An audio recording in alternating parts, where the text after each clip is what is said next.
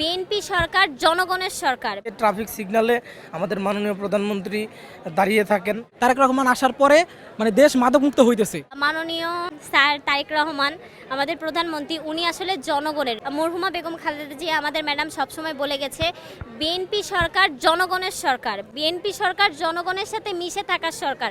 উনি স্বাভাবিকভাবে চলাচল করে দেখিয়ে দিয়েছে জনবান্ধব নেতা কাকে বলে, জনবান্ধব নেতা আসলে কি হওয়া উচিত। উনি আমাদের এটা আসলে শিখিয়ে দিয়েছে। পরবর্তী প্রজন্মে যেই সরকার আসুক, যত সরকার আসুক, ওনার থেকে অনুপ্রাণিত হবে বিষয়টি আমি মনে করছি। এছাড়া উনি বিভিন্ন জায়গায় নিজের শরীরে উপস্থিত হয়ে ঠিক যেভাবে মানুষের মধ্যে গিয়েছে, ওই বিষয়গুলো আপনি দেখেন কখনো এর আগে দেখিনি।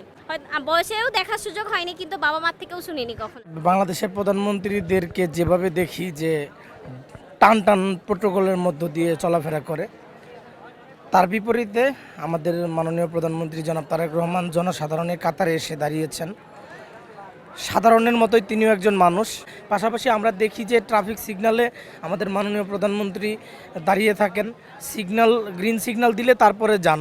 কারণ হচ্ছে যে পরিবর্তনের শুরুটা ওনার মাধ্যমেই হচ্ছে।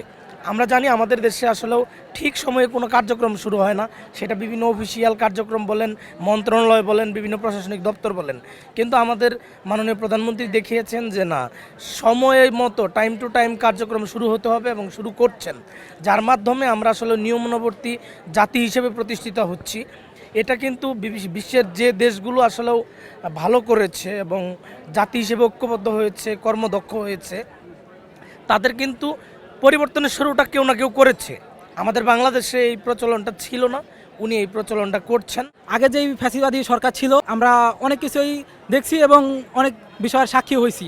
বর্তমানে যে সরকার আছে আমাদের দেশনেতা তারেক রহমান, আপনি দেখেন যে আগে যে এই মাদকের বিরুদ্ধে অতটা সোচ্চার ছিল না, তারেক রহমান আসার পরে দেশ মাদকমুক্ত হইতেছে।